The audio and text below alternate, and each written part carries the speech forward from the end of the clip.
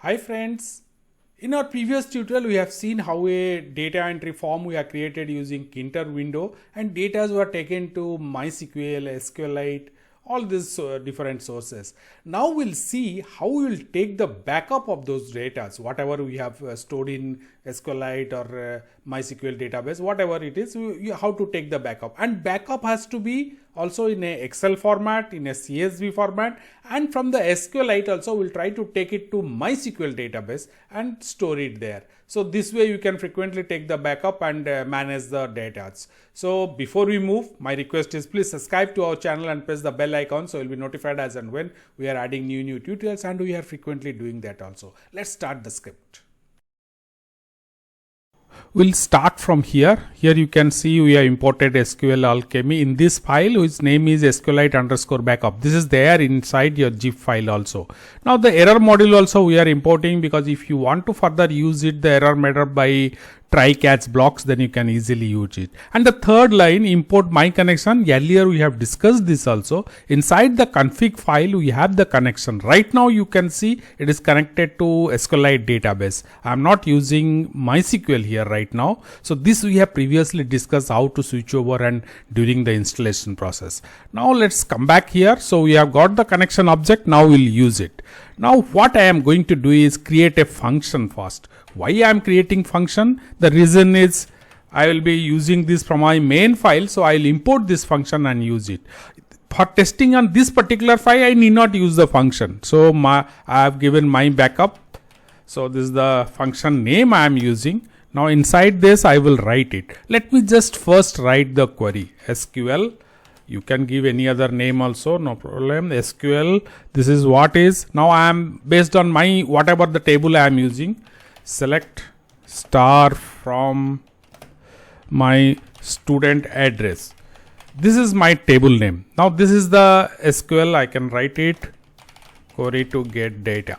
Total all the data. Suppose you have some particular requirement of a date wise and you have a date column where date is today or date is yesterday. You can add that and restrict every time. Suppose day wise you are creating the backups.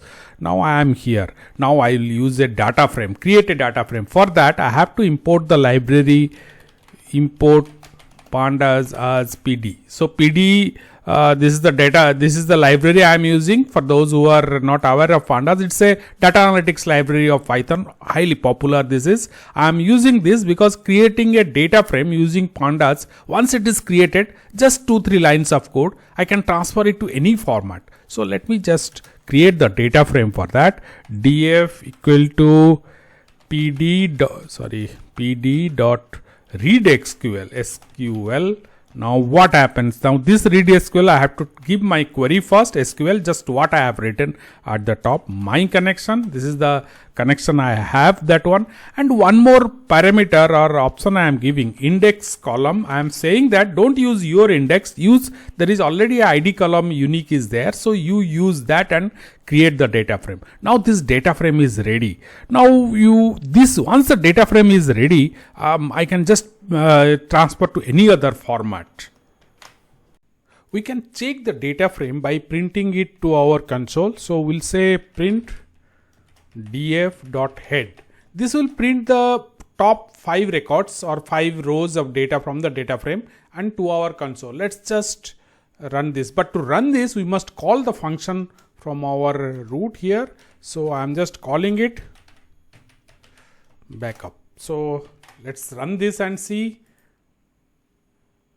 This will run it and you can see here our data frame details will be printed here. Yeah, here it is. So 2 records are printed because only 2 are there. So that head function is for that. If you want, you can continue or we can comment this line also. To start with, first we'll create our Excel page. So df dot.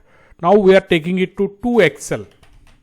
Now where we will store it? First I will give the file name with the path. I am just pasting the path. You just see here, this is E drive, directory name, and the file name I have given XLSX. So this is the Excel file I am creating it. I am giving one more thing, that don't use your own index here. So because already I have ID as index, so I am giving index. Otherwise one more left side, one more column will be added. Now this will, once we run this, I will get a Excel file. Similarly, let me also parallelly complete this my CSV file also.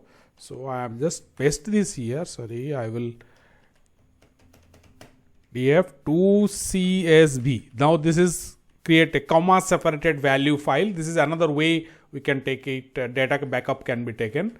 CSV, because once I have a data frame, now I can do lot of things and change it to Excel, CSV, JSON, text, or a table, HTML table, anywhere I can transfer it. So I am doing this too. Next we'll move to MySQL also. I am saving this. Let's run and see. But before that, let me just go and see whether my previous Excel or CSV file is there. If it is there, we'll delete it.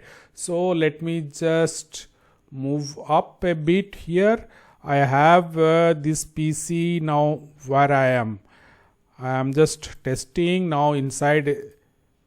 Here it is. Now there's one Excel file, one CSV file. You can just see this. Yeah, these two files I am deleting. So I am removing these two files. So because this will be created again. Now let me come back here, run this file. Now there is no error. That means these files are created. Let us go there. Yeah, you can see here these two files, one CSV file and one Excel file. Let me just open this and see what the data has, how the data has gone there. So you can see here, now I have this address 123. So all two records are added here. Similarly, you can open the CSV file also. So this is the CSV file.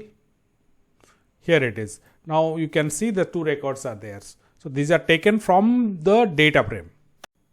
Inside our PHP MyAdmin for MySQL database, we already have this is the main table student address, and student address too we have created by taking backup from the SQLite. So I am removing this one now.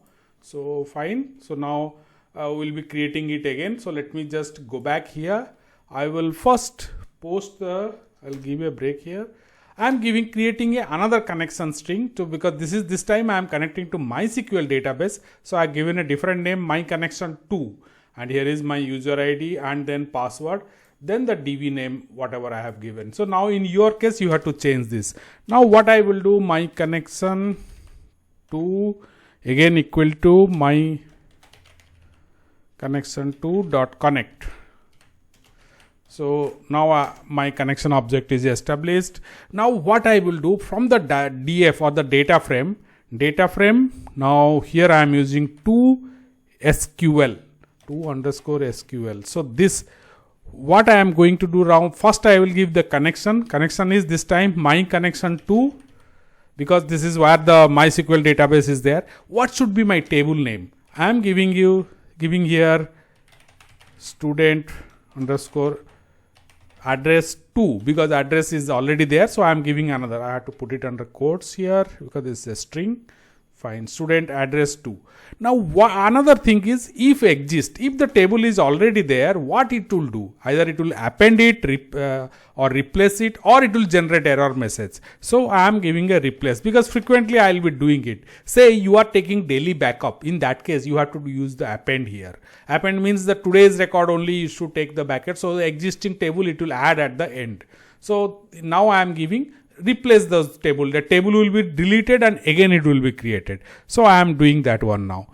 Now once that is there, what I am going to do, suppose this line will push it to the MySQL. So three things happening, one Excel file, one CSV file, and then I am putting to MySQL database. Now once it is there, now one more thing I will do, I will create a message here, my message. Now this my message, I will give a message here, backup taken. This I want to give it to our user. So and that return. Now see here this message, suppose you are using a error module also added. So based on the output of this, if it is successfully executed or some other thing, this message can be changed also. Say you can pass a error message giving the user that backup is not able to take. All those things you can further expand it. So this is the return message I will be using. Now let me just save this and run once. So I'll check out whether the MySQL is created or not. So fine, this is run successfully. Let me just go there, refresh this one. Here you can see student address 2 is created with 2 records. I can browse this and see my records are here. So now let me just do it once more. I'll drop this table. Fine. Even if I don't drop it also, it will create again. But for our confirmation, I dropped it. Now let me run this again. So again, the Excel file CSV file and this table here is created. Let me refresh this. Yeah, here it is. Again, this table is created. Now this file will not independently run. We'll connect it to our main file. So for that, I will not call the function here. I am just commenting this line, saving this, coming back to my main file. Here at the top of the here, I will import the same function. So for that, I will write from SQLite backup, the file name I have given, backup, import. What I am importing? My backup. This is the function what I have created here. That is the reason. Here you see, this I am calling it here. So now it is available, but it will not run on its own unless I will trigger it to a button. And that is the reason why I have commented this one, if this line. So I am not calling the function on its own. So I'll scroll down, I will put a button. Now without this, if I'll run this also, you can see our screen. This we have discussed previously. Here it is. Now this delete row is there. This is the 2 records are taken from SQLite database. Now here, right of this button, we'll place our backup button. So let's close this, come back to the end. Here the button is there. I will just do one thing. I'll just copy this and then modify it. That will be easy for me. So okay, now first row is same row, but here col span is 2. So I am giving it 3 here. And col span is 2. Now this I will give button 3 now this is. So I am saying 3, then backup. Same name, let me first change it here, so otherwise I will forget. Backup. So I placed it on the grid, row 5. Now button my_w, my parent window. Now background instead of red, let me just give green. Why? It's a backup only. Font I am using. The text part I will say backup.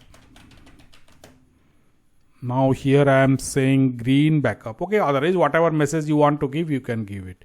Now what should be command? I will put the thing code inside a function. So for that I will write it my backup 2 I am giving. My backup 2. This particular function I will call.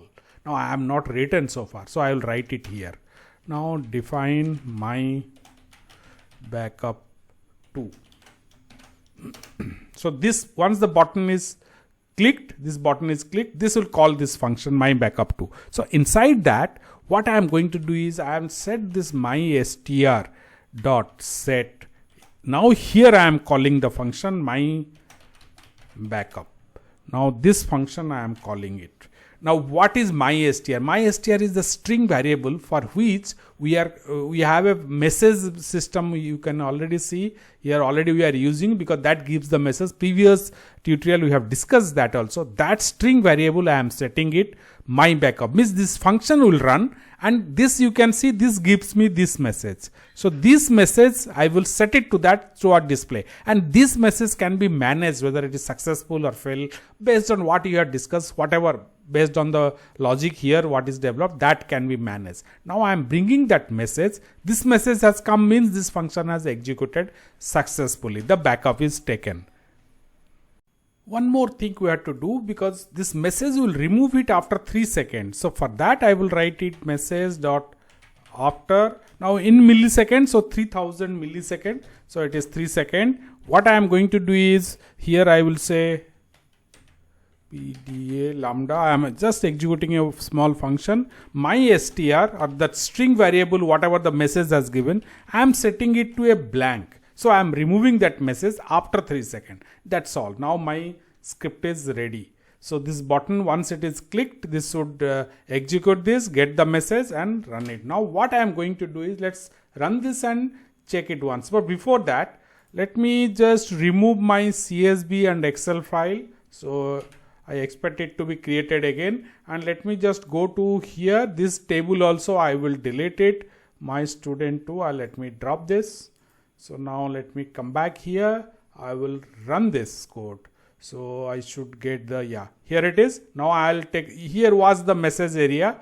So backup. Now you can see backup taken. Now after 3 seconds this should vanish. So it has gone. Now let's close this and see the things. Here you can see both my CSV file and Excel file is created again, and here also I will refresh this my tutorial. My student address 2 is also created. Let me just browse this. Here it is, 2 records are there. That's all, friends. Hope you have understood how to take the backup of whatever data you are storing it. And if you have any ideas, suggestions, questions, use the comment section to post it. And you can, based on your requirement also, you can change the script. So daily backup or backup particular over a period of time, monthly, weekly, you can take up that one, and by adding a date column to the every rows of data, you can further extend it also. And before we close, my request is please subscribe to our channel and press the bell icon so you'll be notified as and when we are adding new tutorials, and we are adding this frequently also, and we are extending these tutorials to more features, adding more features to this particular application. Please share this with your friends, and thank you for watching.